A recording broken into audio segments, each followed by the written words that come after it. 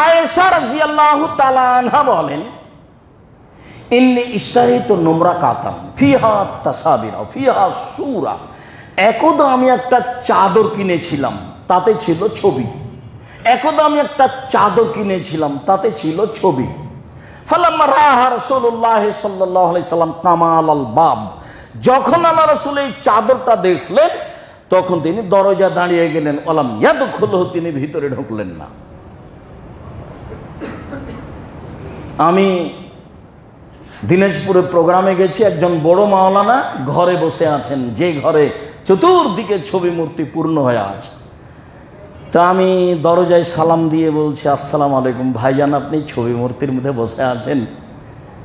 তা আমি বললাম ছেলেগুলোকে, আমি তো এখানে তোমাদের বসবো না, চলো এই রিক্সাওয়ালা কোথায়, আমি রাজশাহী ফিরে যাব। এ ঘটনা এখানেও আছে, বেরায়েতেও আছে। জি না, আমি এখানে বসবো না, আগে সরাতে হবে তারপরে। আবার আপোষের কোনো সুযোগ নাই, এটাই চূড়ান্ত। কে কি বলছে এটা ভাববার সুযোগ নাই, এটাই চূড়ান্ত হাদিস, বুখারী মুসলিম। কারোর সাথে বিবেচনা করার প্রয়োজন নাই, পরামর্শের প্রয়োজন নাই। আয়েশা রাদিয়াল্লাহু তাআলা আনহা বলেন, দরজা দাঁড়িয়ে গেলেন, ভিতরে ঢুকবেন না। তখন আমি বলছি, ইয়া রাসূলুল্লাহ আমানতু বিল্লাহি ওয়া রাসূলিহি, আমি আয়েশা আল্লাহকে মেনে নিয়েছি, রাসূলকে মেনে নিয়েছি, মাজা আজলাম, তো আমি পাপ কি করেছি, ভেতরে আসছেন না কেন? ফারাতু ফি ওয়াজহিল কারাহিয়াতা, মুখ দেখে আমি বুঝে নিয়েছি তিনি এই চাদরের উপরে অসন্তুষ্ট। আমি মুখ দেখেই বুঝে নিয়েছি তিনি অসন্তুষ্ট। আমি বললাম, আমি আয়েশা আল্লাহকে মেনে নিয়েছি, রাসূলকে মেনে নিয়েছি, বলেন পাপ কি করেছি সেটা বলেন। আপনি কেন দাঁড়ালেন, ভিতরে আসবেন না কেন? আমি পাপের কথা জানতে পারবো না? দাঁড়িয়ে আছেন দরজায়, ভিতরে স্ত্রী, দরজায় স্বামী, ভিতরে আয়েশা রাদিয়াল্লাহু তাআলা আনহা, বাহিরে মুহাম্মদ সাল্লাল্লাহু আলাইহি সাল্লাম। তখন তিনি বলছেন, মা বালো হাজিহিন নুমরাকা, কি ব্যাপার, এই চাদর কিনেছো কেন?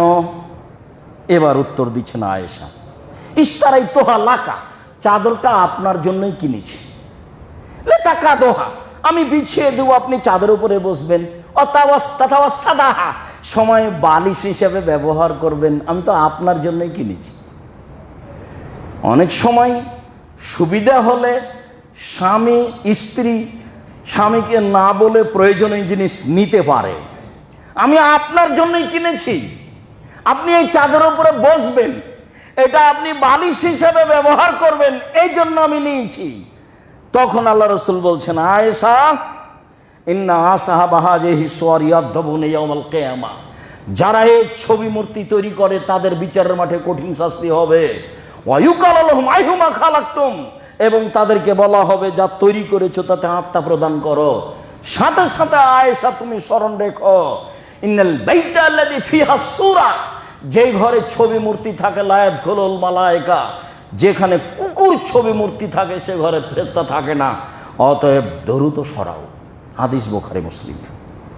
আপনি আগে দাঁড়িয়ে যাবেন দরজায়, শোকেস থেকে যত কাঁকড়া আছে সরানোর পরে ভিতরে যাবেন।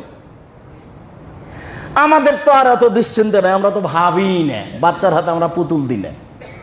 যেই কাপড়ে ছবি মূর্তি আছে সেই কাপড় আমরা কিনি না। যদি কিনে বাড়িতে চলে যাই তাহলে দুইটা পথ, একটা হয় ফেরত দেওয়া হবে, না হয় জ্বালিয়ে দেওয়া হবে, সেটা বাড়িতে থাকার সুযোগ নেই। যদি কিনা হয়ে যায় ভুলে, তাহলে ফেরত দেওয়া হবে, না হয় জ্বালিয়ে দেওয়া হবে।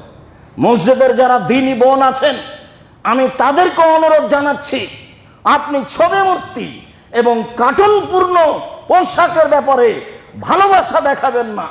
10 দিন বাঁচতে এসে পাপ করে শিরক করে বাঁচতে রাজি নই।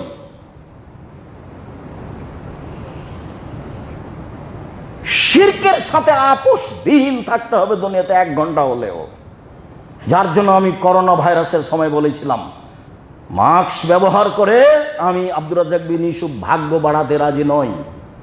আমি এই সময়ে মাস্ক ব্যবহার করব না। আমি খুব বিশ্বাস করি পৃথিবী সৃষ্টির 50,000 বছর পূর্বে আমার ভাগ্যের ভালো মন্দ সবকিছু লেখা হয়েছে, সেই দিন যদি করোনা লেখা হয়ে থাকে, আর আজ যদি আমি পাথরের মধ্যে ঢুকে থাকি, তবু করোনা আমাকে ধরবেই। ফিউচার পার্কের মালিক তার প্রমাণ, ও তো দেশের পানি খেত না। সেটা আপনার বাড়ির পাশে ঘটনা, ঘর থেকে বের হলে সেই জায়গা আপনি দেখতে পান। আপনার জন্য তো দিনের মতো থাকা দরকার এটা। আর মেডিকেলের সামনে যে করোনাতে মরছে, তার উচ্ছিষ্ট সামনে ফেলে দেওয়া হয়েছে, ফকিরে খাচ্ছে উঠিয়ে, কই টাকা তো হয় না। একটু বিশ্বাস করতে হবে, অল্প দিন বাঁচতে এসে শিরক করে বেঁচে থাকার কোনো সুযোগ নেই।